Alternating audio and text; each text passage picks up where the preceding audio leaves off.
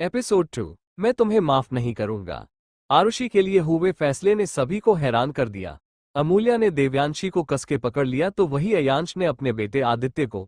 आरुषि के इस फैसले से सभी को उम्मीद हो गई थी कि अमूल्या देवयांशी को लेकर जाएगी, क्योंकि छोटा आदित्य तो इस घर का चिराग है, वो यहां से नहीं जाएगा।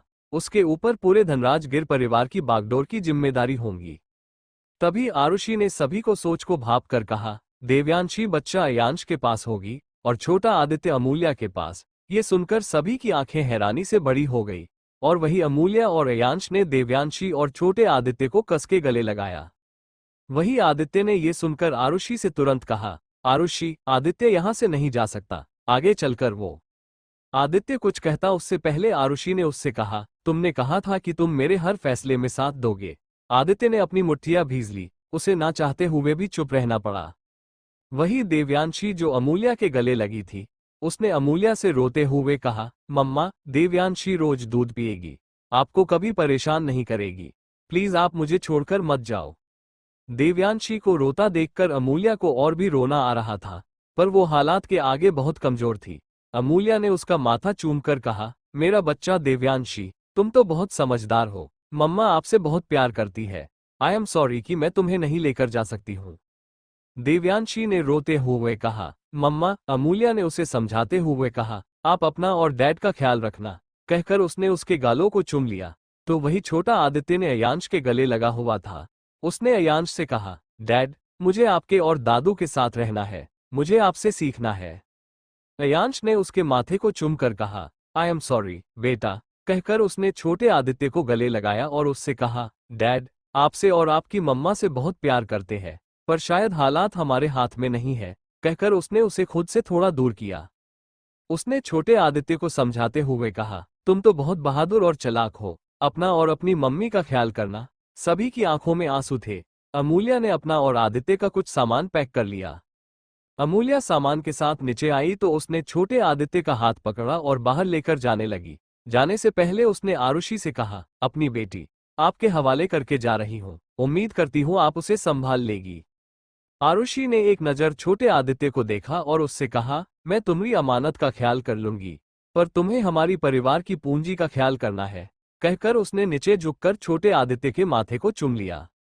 अमूल्या दरवाजे तक पहुंची थी कि देवयांशी नन्हे कदमों से दौड़कर उसके पास आई और पीछे से अपनी मां का आंचल पकड़ लिया।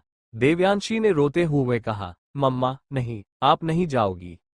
अमूल्या का दिल बुरी तरह टूटने लगा।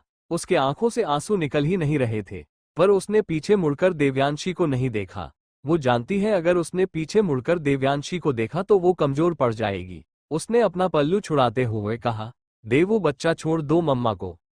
रोती बिलखती हुई देवयांशी ने कसकर अमूल्या के पैरों को पकड़ लिया।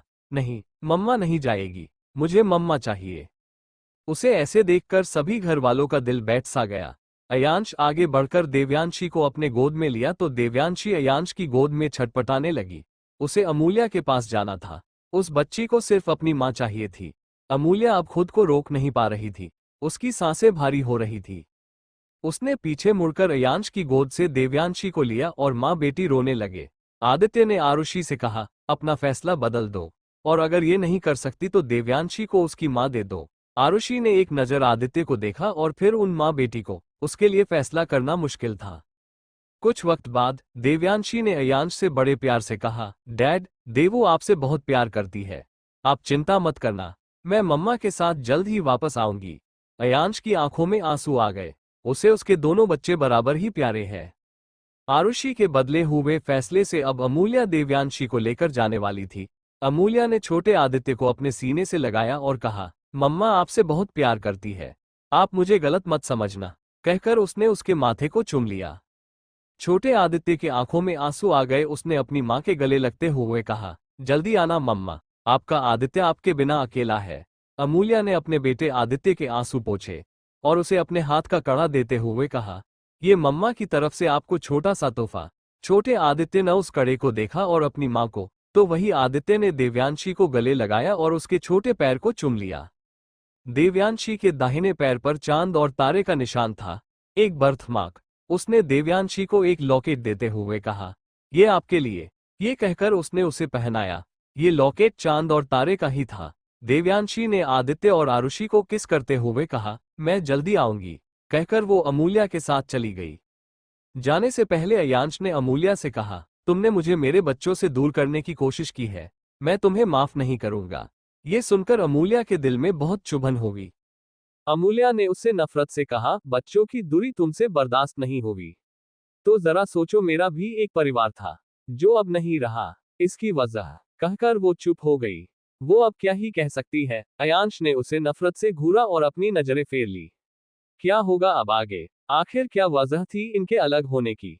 क्या देवयांशी वापस आएगी? जानने के लिए पढ़िए मेरे अजनबी, मेरी जिंदगी में अजनबी का इंतजार है।